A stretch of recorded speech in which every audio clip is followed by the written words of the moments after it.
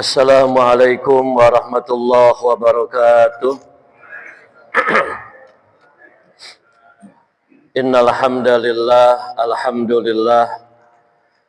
alhamdulillahillazi anzala as-sakinata fi qulubil mu'minin. Asyhadu an la ilaha illallah wahdahu la syarikalah, ilahul awwalina wal akhirin. Wa ashhadu anna sayyidana Muhammadan abduhu wa rasuluh as-sadiqul wa'dul amin. Allahumma fasalli wa sallim wa barik ala sayyidina Muhammadin wa ala alihi wa sahbihi ajmain, amma ba'd. Para shaimin dan shaimat, hamba-hamba Allah yang saya hormati, jamaah salat dan kajian subuh di Masjid Jami Baitur Rahman yang insya Allah mudah-mudahan kita semuanya sama-sama dimuliakan oleh Allah Subhanahu wa Ta'ala.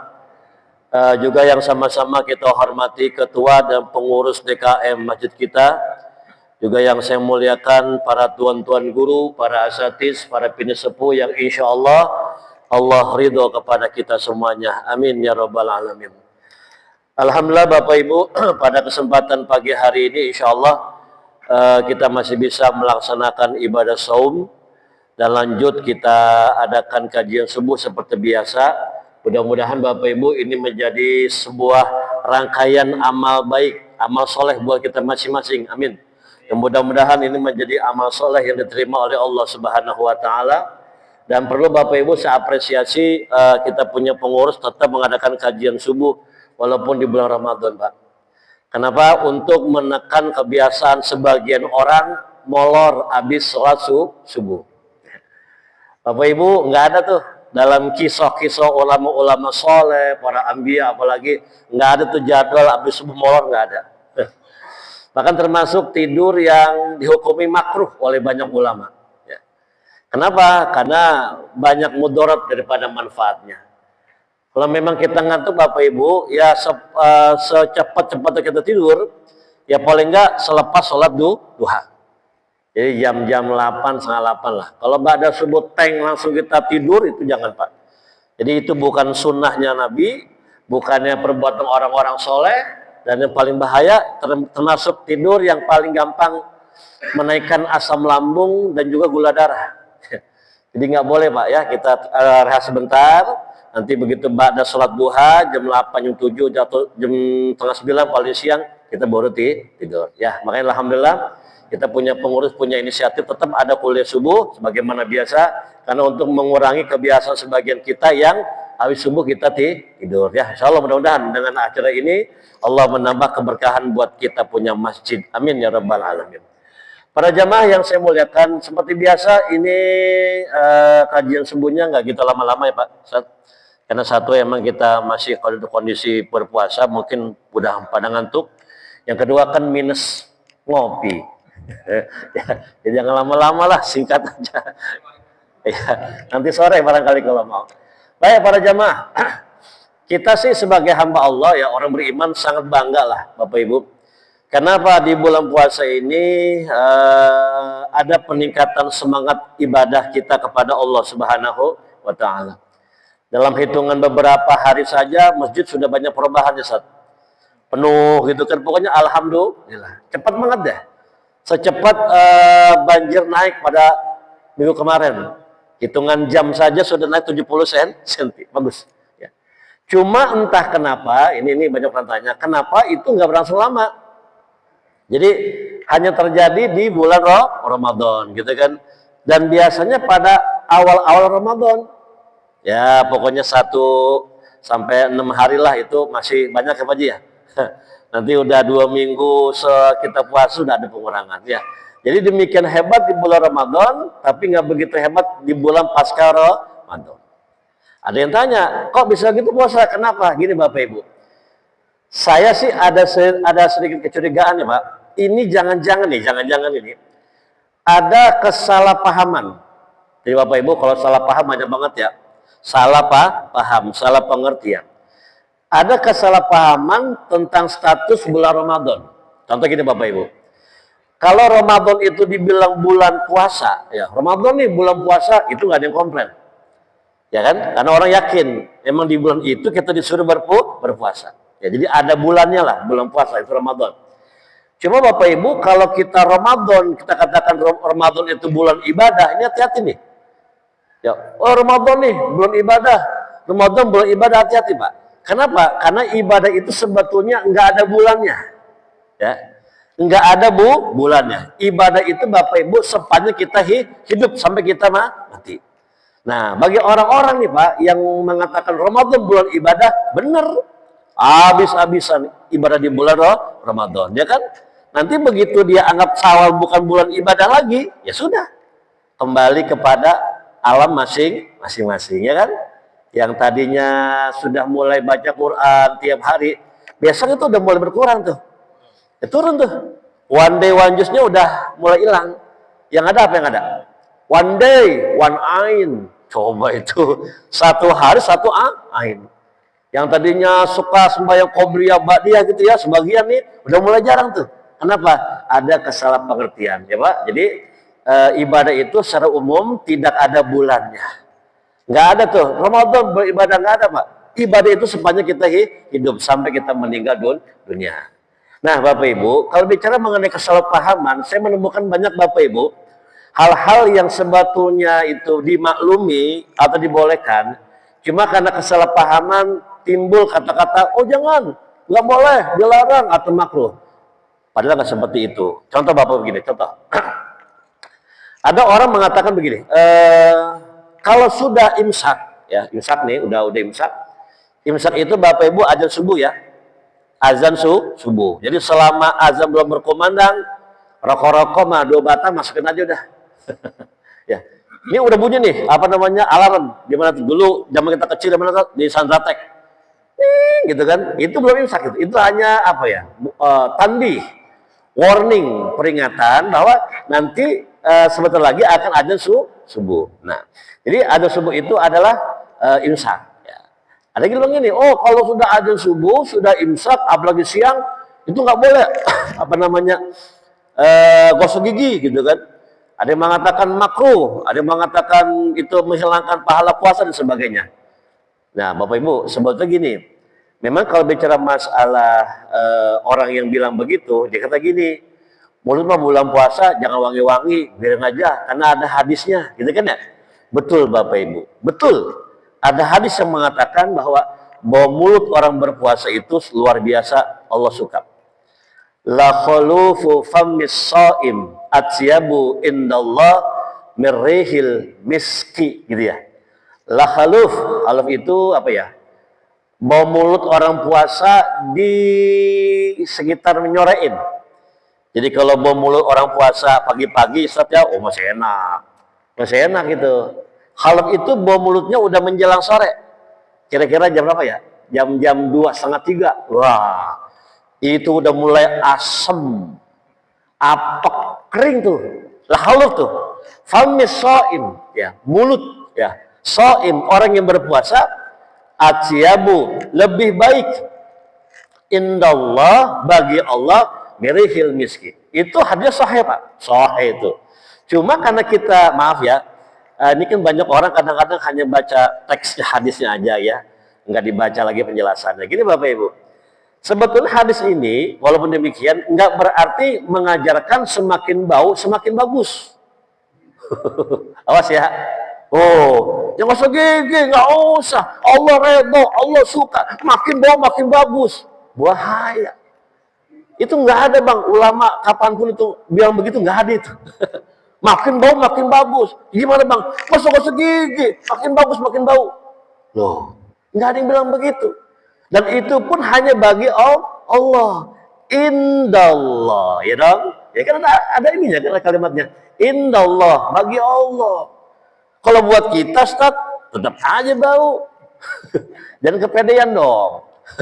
Walaupun cuma isengnya gitu sama cucu, sama ponakan, buatnya direjang. Enggak direjang Bang, dipegangin. Wah, gitu ya. Bocah celeng. Nggak boleh begitu. Ini misik, ini kasturi. Itu bagi Allah Bapak Ibu. Itu pun nanti di yaumul kiamah. Bukan hari ini, Pak. Di yaumil kiamat nanti di padang mahsyar, begitu mulut sebagian manusia pada berbau busuk karena suka makan barang haram gitu ya, suka bergibah, suka memfitnah atau nggak pernah puasa, semuanya busuk. Tapi bagi orang beriman, kita Pak insya Allah, amin. Ya, bagi orang berpuasa, atyabu indallah mirrihil miski, lebih wangi bagi Allah daripada minyak wangi. Begono maksudnya. Hadisnya mah sahih, cuma kitanya salah pengertian. Ya, paham ya? Jadi gimana Bu? Boleh nggak kita gosok gigi nih? Kalau misalnya ntar mau johor gitu kita gosok gigi dulu, boleh nggak? Oh, nggak ada larangan. Nabi kita Muhammad itu Bapak Ibu hampir tiap mau sembahyang dia gosok gigi, bersiwak. Ya, sampai kata Aisyah, saya takut Nabi copot giginya. Karena pas saking seringnya dia menggosok gigi pakai siwak. Jadi boleh Pak, boleh. Cuma karena sekarang zaman modern Bu ya, ada pasta gigi, ada odol, ada rasa-rasanya, mungkin perlu sedikit kehati-hatian ya. Apa itu? Ya pokoknya kalau bisa, ya bukan kalau bisa, odol sama sikatnya jangan ditelan. Ya kan? Kalau kumur-kumur boleh nggak? Boleh. Yang nggak boleh itu kan Bu, apa Pak? Kumur-kumurnya sambil apa ya? Mengangkat kepala. Nah itu nggak boleh. Nanti ada yang nyeplos ke bawah ya. Tapi kalau sekadar kumur-kumur bersihin sisa odol itu nggak apa-apa.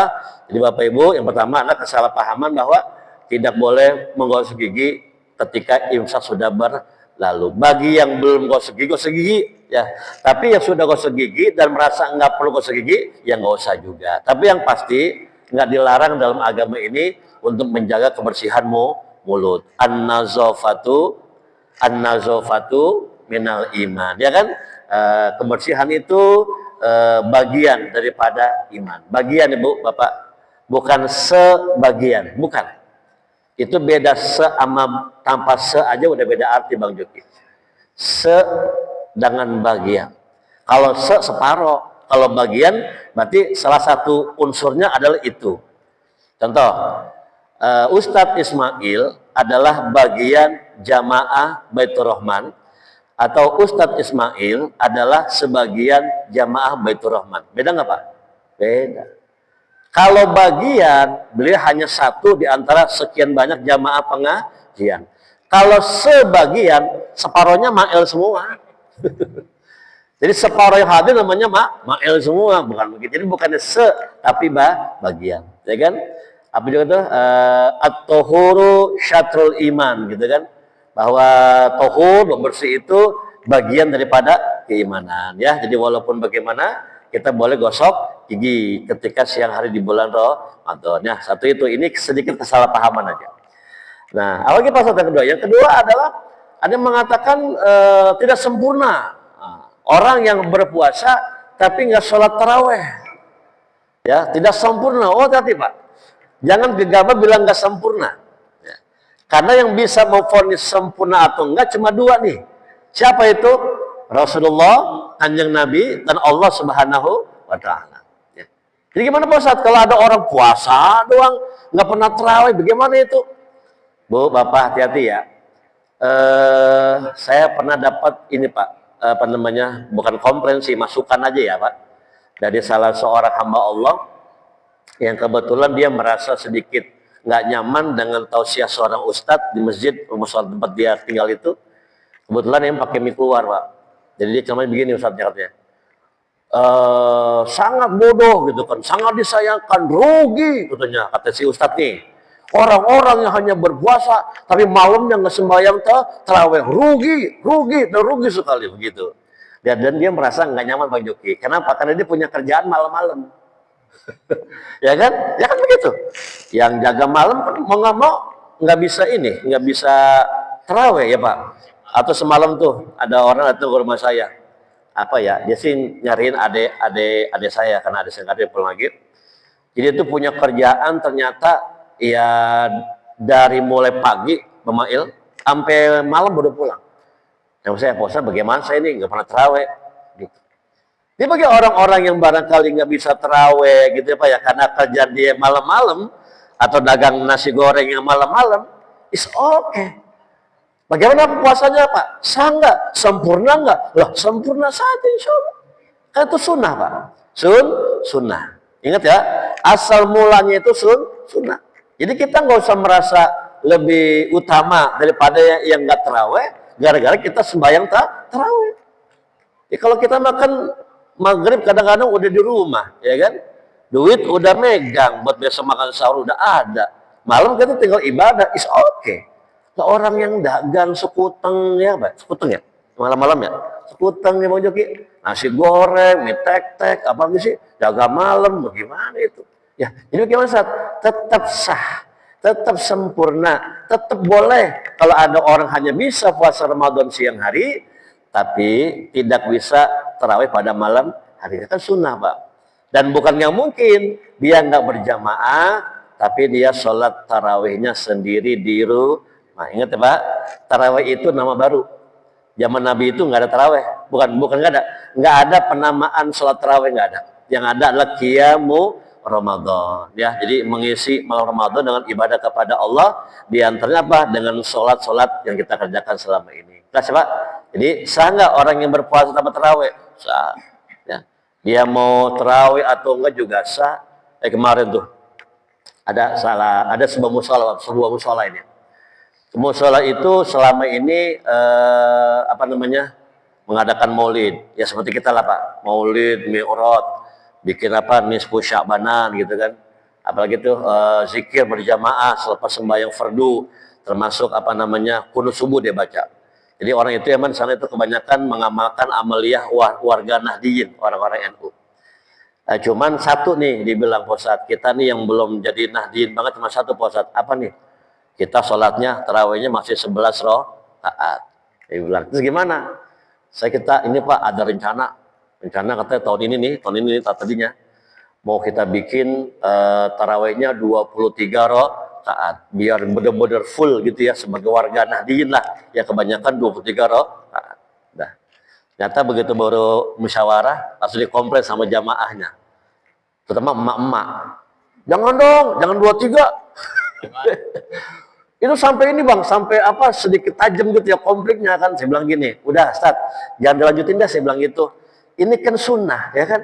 Jangankan 23 sama 11, enggak bikin pun orang apa-apa kan gitu ya. Ya kan? Ini 23, ini 11 gitu kan. Ini 22, 2, 2, 21, ini 2, 2, 3, ini 4, 4, 3. Udahlah jangan pakai jangan diperuncing. Tidak tarawih pun enggak ada masalah. Ini apa Pak Ustaz? Yang mana Pak yang menang? Yang menang ibu-ibu. Karena yang komplain emak-emak. Wah. Jadi kalau dibilang emak-emak makhluk terkuat di muka bumi itu bener.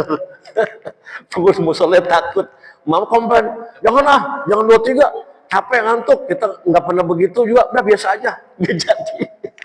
Dia udah nggak apa-apa. Nggak apa-apa. Kalau kita udah kunut subuh, udah zikir pada sembahyang fardu, udah nggak apa-apa. Nah, kita begitu tarawih cuma 11, is okay.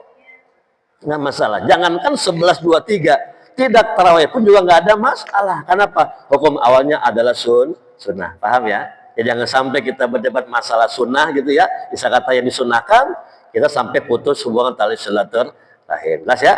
Jadi boleh kita berpuasa saja tanpa sembahyang tarawih, karena tarawih itu hanya ibadah sunnah pada bulan Ramadan. Cuma kalau ada waktu, Bapak Ibu sanggup dan bisa, monggo kita salat tarawih. Yang 23 ayo, yang 11 ayo. Kalau kita bagaimana Ustaz? 23 ya? 23. Walaupun biasanya kalau udah 8 itu kita nengok ke belakang udah mulai kosong. Iya kan, begitu kultum ba'da salat tarawih udah mulai dikit orang, nggak masalah. Ya, karena kalau saya lihat Bapak Ibu masing-masing pendapat ini bukan pendapat pribadi, bukan pendapat ormas tertentu, tapi emang ada dalil yang bisa dipertanggungjawabkan. Ya, paham ya? Jelas ya? Itu satu. Itu yang kedua. Yang ketiga, Bapak Ibu, apa lagi yang ketiga? Nah, yang ketiga adalah mengurangi keutamaan. Mengurangi keutamaan puasa kita. Kalau kita di siang hari bisa menahan nafsu, tapi di malam hari kita nggak bisa menahan nafsu. Jadi gini Bapak, makanya ada sebagian pasangan ya, ini suami istri Bapak Ibu, itu yang memang betul-betul di bulan puasa itu meninggalkan pasangannya. Jadi nggak ada tuh kata deket-deket bermanja-manja, nggak ada. Karena bagi orang ini kalau siang hari udah bisa nahan nafsu, kenapa malam hari kita bisa kebablasan? Wah, Ini orang ini sebenarnya pinter Pak, tapi sayang penempatannya kurang. Bapak Ibu, bicara masalah menahan nafsu di siang hari Ramadan itu betul. Itu perintahnya begitu kan? Jadi menahan dan mengendalikan hawa nafsu itu benar. Cuma bukan berarti malam hari pun kita tetap menahan nafsu. Ya kan kita kalau misalnya siang nggak boleh makan, begitu maghrib bagaimana? Makan kita, boleh dong? Boleh. Ya. Makanya sangat disayangkan kalau ada sebagian pasangan yang beristri bersuami, begitu malam Ramadan dia sedikit hambar sama laki bininya. Ya kan, dipikir ini malam ibadah bang, bulan puasa, banyak ibadah, kita nggak usah gimana-gimana, prek dulu sebulan setengah. Ya kelamaan. Lah jangan dilarang Pak, jangan dilarang, jangan dibilang makruh untuk gimana-gimana di malam itu, tidak. Ya. Karena Allah yang mengatakan boleh. Apa? Uhilla. Jadi ini sifatnya dihalalkan, gitu ya. Uhilla lakum, dihalalkan bagimu rafas. Rafas itu Bapak Ibu ucapan, sikap, perbuatan yang mengarah kepada unsur seksualitas, bercumbu rayu gitu kan, seperti itu. Ya kan, rafasu apa namanya di malam Ramadan, lailatas syiyam gitu kan, pada malam Ramadan dengan istri dan suami-suami kalian. Nah itu. Jadi pada siang hari betul nggak boleh, ya dilarang, bahkan bisa bikin batal puasa kita. Kalau pada malam hari boleh. Itu gimana Pak? Yang mengatakan Nabi katanya kalau malam Ramadan Pak mengencangkan ikat pinggang gitu kan, meninggalkan ranjang, fokus ibadah kepada Allah. Catat Bapak, catat.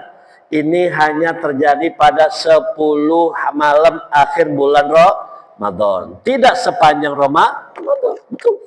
Nabi itu Pak kalau udah masuk malam ke 10 ya, 11 gitu, sampai menjelang Idul Fitri, itu betul-betul tuh Pak. Mencatat ikat pinggang, jadi beliau tidak rafas dengan istri-istri beliau ketika itu. Beliau banyak begadang. Kenapa? Mencari malam qadar. Itu hanya 10 hari akhir sebelum kita lebaran, bukan sepanjang bulan Ramadan. Ya, paham ya? Jadi bagi Bapak Ibu kalau barangkali masih berpasangan, masih bersuami dan kebetulan sehat betul badannya dan sebagainya, why not? Ya, memanggil ya. Kenapa tidak kita laksanakan, kita punya kewajiban kepada suami atau istri kita ya. Jadi boleh Pak nyampur sama laki bini malam Ramadan boleh? Boleh. Boleh. Saya nanya sama yang tua yang nyaut Bang Mail. Boleh Bang? Boleh Bang Joki? Siapa yang nyuruh? Siapa yang nyuruh? Siapa yang nyuruh? Yang nggak ada yang nyuruh. Allah nggak nyuruh. Cuma gini, dihalalkan. Hati-hati Pak. Karena kalau ada perintah suruhan, kan kayak wajib ya. Enggak, cuman dibolehkan. Jadi yang mau silakan, nggak mau nggak apa-apa. Cuma jangan ada indikasi penolakan gitu. Dengan dalih, ini bulan ibadah, ini bulan Ramadan, banyak sembahyang. Enggak juga. Toh urusan itu ya, kalau amal laki bini bisa jadi ibadah. Ya, paham Bu ya? Paham Bu? Gimana? Si Bapak kalau minta kasih? Kasih? Kasih. Ya. jangan ditolak ya Bu. Ya kenapa? Karena ini bagian daripada kewajiban masing-masing pasangan individu tadi ya. Jelas ya? Oke, jadi Bapak Ibu, 3 inilah yang kadang-kadang banyak menimbulkan syak wa syangka bahwa yang sebetulnya boleh ya, tapi kita bilang tidak boleh ya. Yang sebetulnya dilazimkan gitu ya, dihalalkan, cuma karena sedikit kita punya pengetahuan dan sebagainya, kita mengatakan makruh atau apalah gitu. Jangan ya. Jadi inilah Bapak Ibu pentingnya kita berilmu sebelum beribadah ya. Banyak Bapak Ibu orang saya perhatikan semangat tinggi, maaf banget ya, tapi kadang-kadang pengetahuannya kurang. Ini bahaya Pak.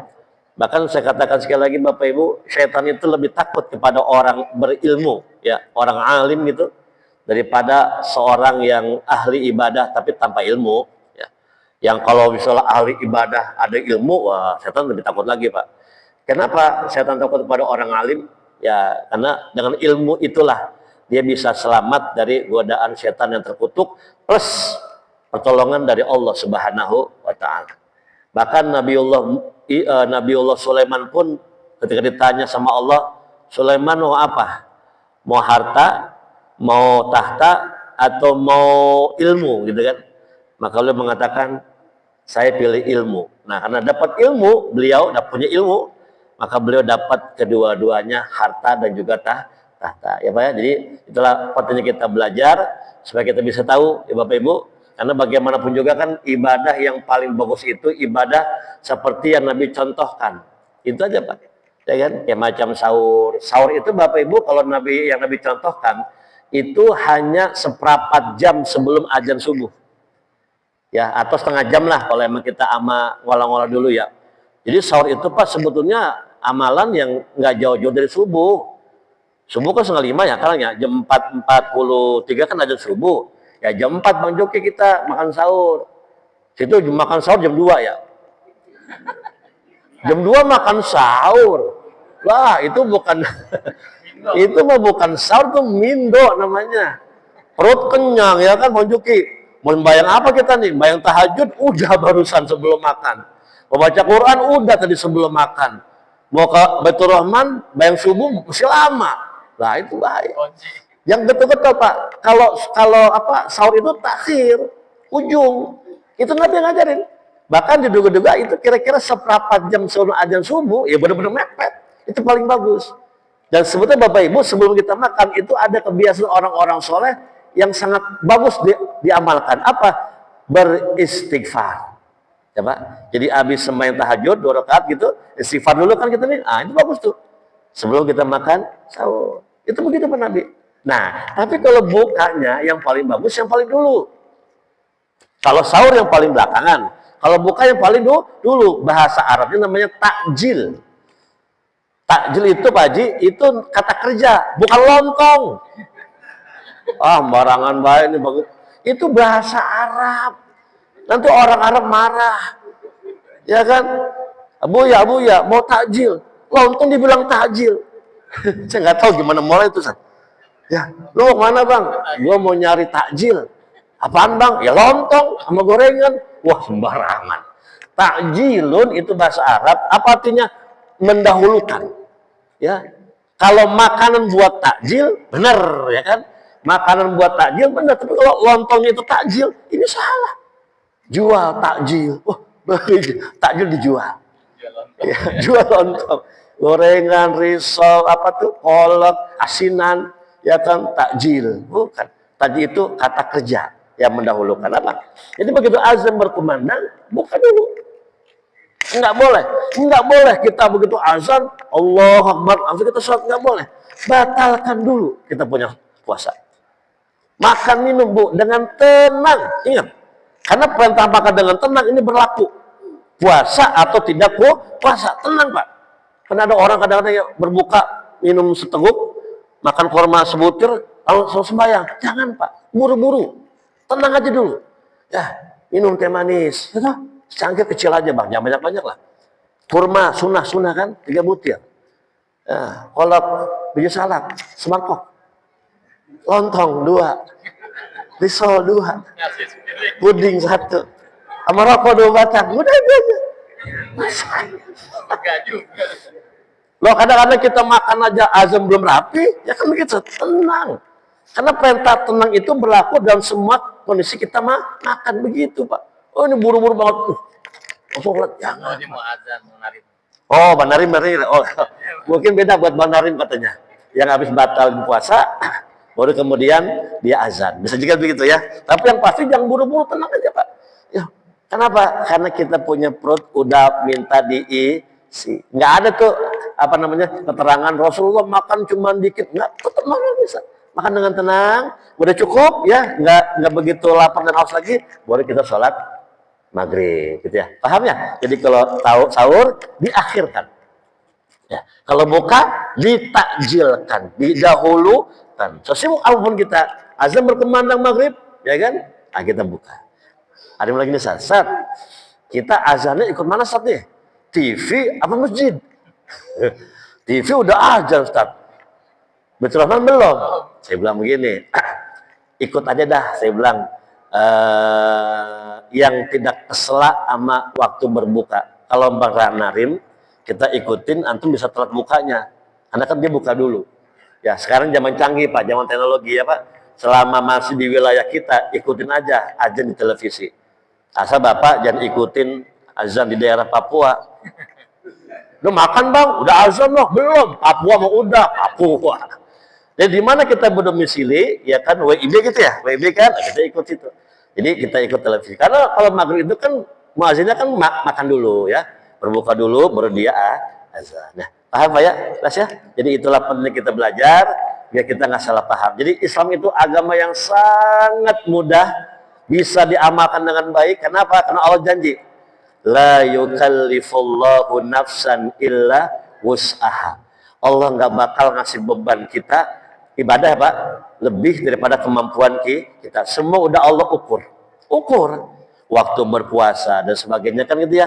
Mana yang nggak boleh, mana yang boleh itu diukur. Ya, makanya insya Allah dengan sedikit penjelasan tadi kita nggak ada salah pahaman Pak ya tentang masalah puasa. Jadi besok walaupun nanti Ramadan pergi sudah kembali kepada urutannya kembali Ramadan nanti. Semoga semangat ibadah kita tetap istiqomah ibadah kepada Allah ya Pak ya. Jangan lagi ada penamaan Ramadan bulan ibadah. Bukan salah sih Pak, nggak tepat aja. Karena penamaan Ramadan bulan ibadah menunjukkan ibadah hanya pada bulan Ramadan. Padahal perintah ibadah itu berlaku sepanjang kita hidup. Ya ayuhan nasu budu rabbakumul ladzi khalaqakum walladzina min qablikum la'allakum takun. Sepanjang kita hidup, kita banyak ibadah. Cuma Ramadan ini emang bulan kita merecharge kembali semangat ibadah kita untuk kita pakai 11 bulan ke depannya. Paham ya? Tas ya? Alhamdulillah. Baik, para jamaah saya kira itu. Tadi saya mulai bicara jam berapa tuh? Jam 5 ya, lewat seperempat. Sekarang udah jam 6 kurang seperempat. Berarti setengah jam saya ngisi pada pada pagi hari ini. Ya semoga cukup Pak ya, karena kita mau lama-lama juga kan udah pada ngantuk juga. Kalau ntar tidur nggak apa-apa. Habis duha ya Pak, jangan sekarang ya. Ini jatuhnya waktu syuruk ya, syuruk nih syuruk. Jadi bagi ntar yang mau sembahyang syuruk silakan. Bapak Ibu, pendapat yang kuat itu ya, ini maaf saya tambahin. Pendapat yang kuat Pak, sembahyang syuruk itu tuh yang pahalanya seperti orang pergi haji umroh taman ya. Sampai demikian banyak pahalanya itu berlakunya untuk orang yang ikut sholat berjamaah di masjid di musola. Dia nggak pulang tuh ya kan sampai menjelang waktu duha masuk. Nah selama dia di masjid dia zikiran, dia berdoa, dia baca Quran atau dia dengerin kajian agama. Nah itu ada sembahyang syuruk.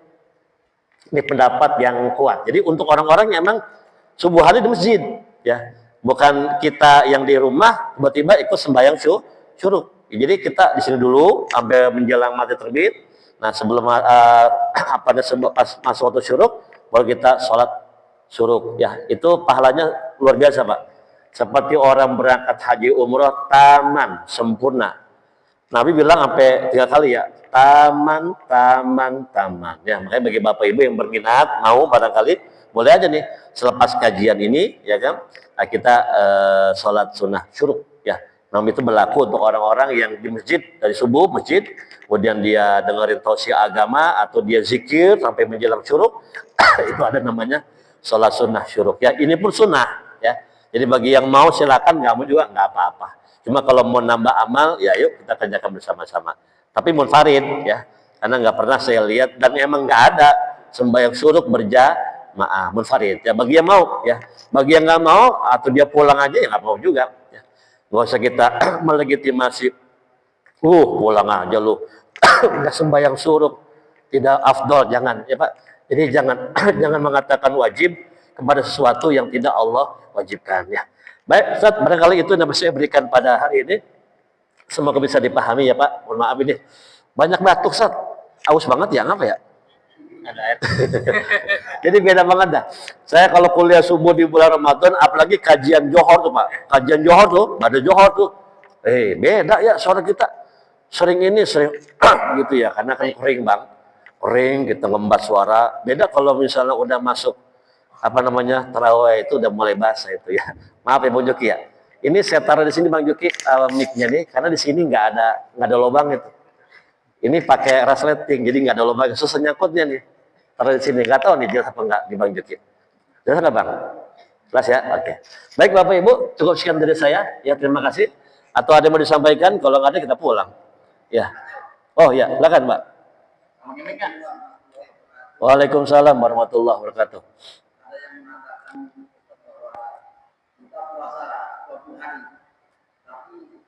dengan sengaja nggak puasa sehari.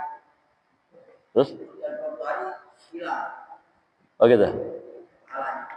Dan sikat gigi itu batal dalam berpuasa itu tadi sudah dijawab Pak. Iya. Terima kasih Ani. Siap, baik. Baik.